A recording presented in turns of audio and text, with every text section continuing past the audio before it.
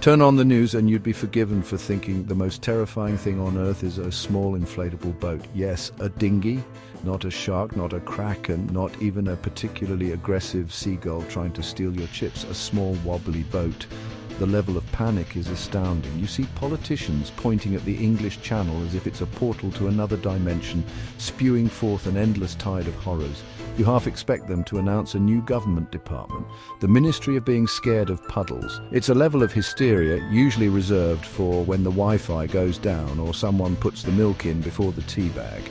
Honestly, for an island nation that supposedly rules the waves, we seem to have developed a sudden and severe allergy to seeing anyone else on them. The sheer theatricality of it all is incredible. News reporters stand on the coast, wind whipping their hair, pointing grimly at a speck on the horizon. "There!" they declare with the gravity of someone spotting an incoming asteroid. "Another one!" The implication is clear. This tiny vessel, probably powered by a two-stroke engine that sounds like an angry lawnmower, is an existential threat to our very way of life. Let's be honest, the term invasion gets thrown around a lot.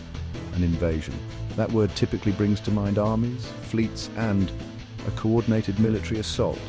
Using it to describe a few dozen desperate people in a leaky boat is like calling a paper cut a catastrophic amputation.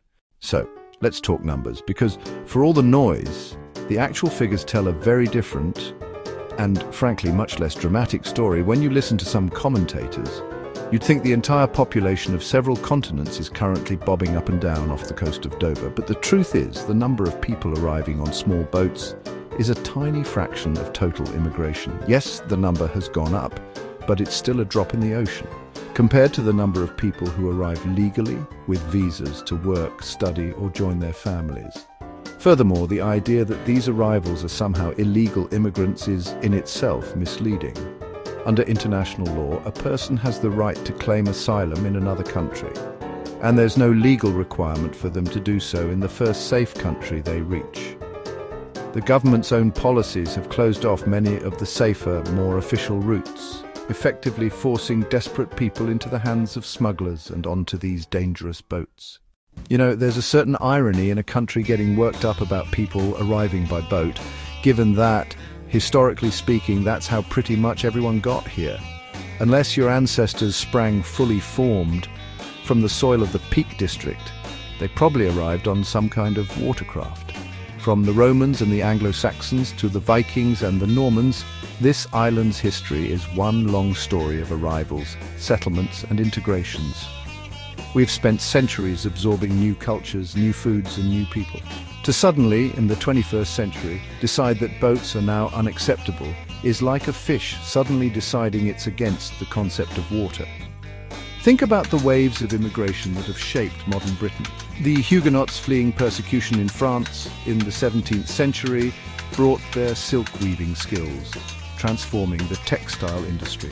After the Second World War, the Windrush generation arrived from the Caribbean to help rebuild the country, staffing the newly formed NHS and driving our buses.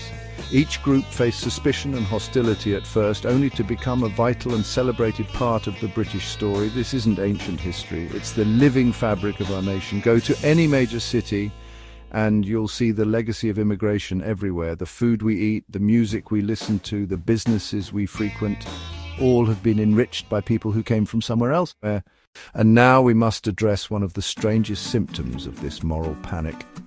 The people who protest outside hotels housing asylum seekers. Just take a moment to picture this. You have a free weekend. You could go to the park, see a movie, take up a hobby, or perhaps even spend time with your loved ones. Instead, you choose to pack a flask of lukewarm tea and some soggy sandwiches, drive to a mid-range hotel on a dual carriageway, and stand outside yelling at people who have just fled war and persecution. It is, without a doubt, one of the bleakest and most baffling ways to spend a Saturday afternoon imaginable. What a truly sad hobby. Their stated goal, apparently, is to intimidate vulnerable people into what, exactly? Leaving? Where are they supposed to go? Back to the sea? Their logic seems to be that if they are sufficiently unpleasant, these traumatized families will simply vanish. It's a strategy that combines maximum cruelty with zero effectiveness.